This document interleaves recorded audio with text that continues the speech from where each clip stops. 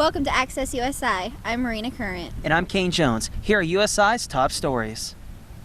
Hello everybody, I'm Kane Jones. Time for your COVID-19 update for the University of Southern Indiana. There are currently 26 positive cases, 24 of which being students and the other 2 being employees.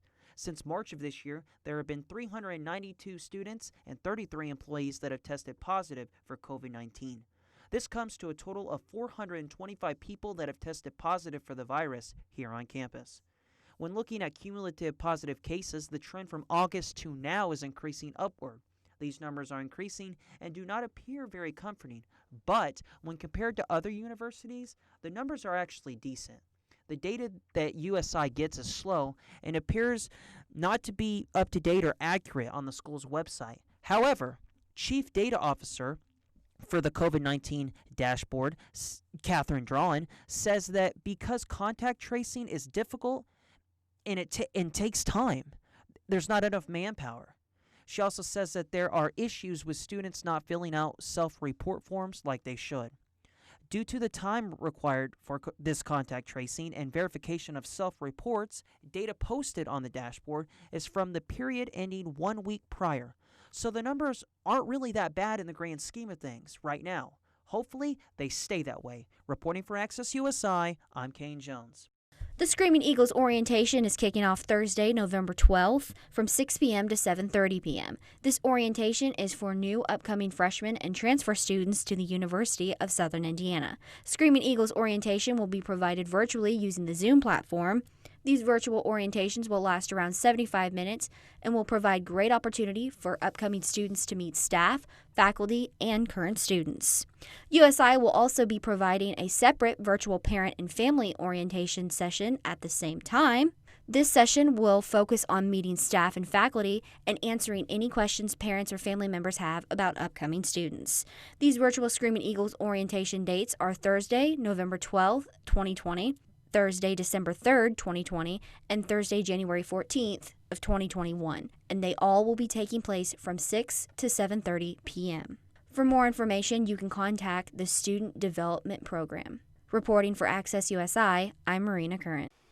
With your Access USI weather update, I'm Cameron Ellis, and your out-the-door forecast showing a fairly nice day ahead despite a little bit of cloud cover and cooler temperatures as well. If you're headed out at all today, perhaps on your way to campus for class, you're going to want that jacket.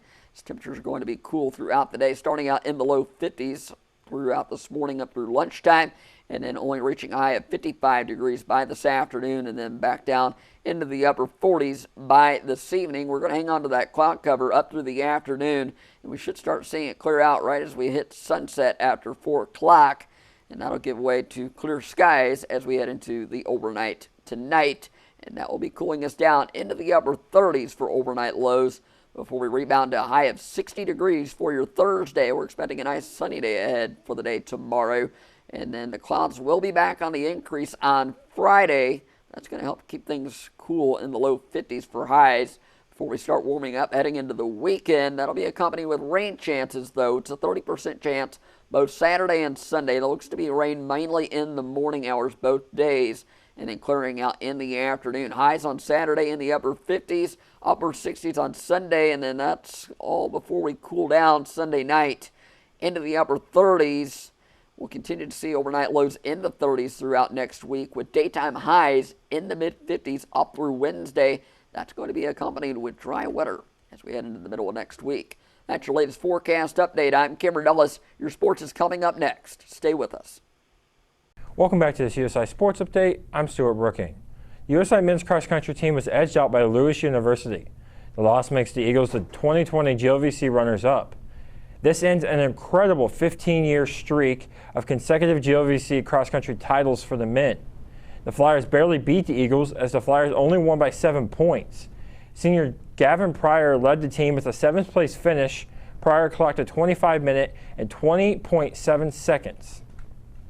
Junior Noah Huffnagel finished right behind Pryor as Huffnagel placed 9th overall. Seniors Wyatt Hartman and Grady Wilkerson finished 11th and 12th respectively. All 4 runners who finished inside the top 15 were named to the All-GLVC Conference team. USI women's cross country team finished in the third place in the 2020 GLVC Championship Saturday afternoon. USI finished with a total of 85 points, only behind Jury and Southwest Baptist senior Jennifer Camastri led the way for the Eagles as she placed a time of 21 minutes and 39.5 seconds to claim fourth overall. Freshman Allison Morphew put up the next best time as she finished with 12th place. Sophomore McKenna Cavanaugh finished in 15th. All three runners were named to the GLVC All-Conference team. All of last week, the country was on edge as we awaited the results of the 2020 presidential election. We patiently waited all week as votes poured in from states. Finally, over the weekend, on Saturday around noon, Joe Biden became the president-elect, as they called Pennsylvania, and that was enough to give Joe the 270 electoral votes needed. The record number of mail-in ballots that were being counted took so long, and there are still 4 states that are not done counting votes. Joe Biden also broke the record for most votes casted for a presidential candidate, surpassing 70,330,000 votes. More people than ever came out to vote in this election, specifically young people. Zoomers and millennials came out like never before. Yes, turnout is up across all ages, but across the nation, younger voters make up a larger share of the early voting electorate than they did at this point in either 2018 or 2016. 53% of eligible young voters casted votes in this election versus 45% in 2016. The youth vote also had more weight overall. A higher percentage of total votes came from youth. President of the USI College Democrats, 8th Congressional District Chair of Indiana's Young Democrats, and the Vice President of Development for the Young Democrats of America College Caucus, Anna Ardeline, shares how she feels about the results of this election. Overwhelmed. I had finally slept after a week of just being absolutely stressed out. And I finally let myself sleep in for one day. And of course, I woke up to the news. But it was a great thing to wake up to. It was very exciting. It was a little frustrating how close it was for so long. But all the votes were counted, and it's nice to see these states announcing 98% of the vote, which a lot of states just call it way before then. So it was great to see that people were actually counting votes, double counting, making sure that these election results were correct. A student here at USI, Keenan Allstott, gives his thoughts and opinions on the results of the election. High drama, isn't there? Gotta love it. I'm a big fan of it. I like the mail-in voting. I like that there's a little bit more flair this year. It's added a little bit of suspense that we haven't had in our lifetimes, and I'm excited to see how it plays out. I'm excited that a lot of people took advantage of the mail-in voting process, kept a lot of people perhaps out of long lines, and maybe helps reduce COVID numbers. People came out in waves because they are passionate about issues such as climate change, tax reform, racial inequality, gun control, and health care.